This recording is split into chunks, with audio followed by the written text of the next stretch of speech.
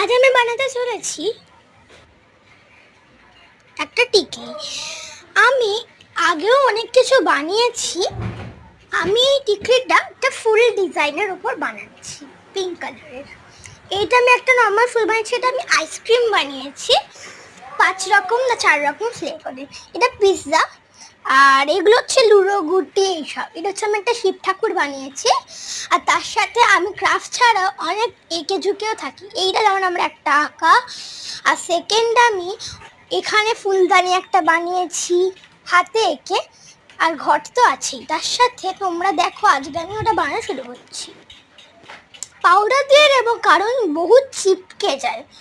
আর আমি এখানে air dry clay use করছি। এগুলো শাইন বেশিরভাগ সময় আসে যখন আমরা পাউডারে এটাকে ঘষে করি। তারপর আমার ফিনিশিং হচ্ছে এরকম। আজকে যে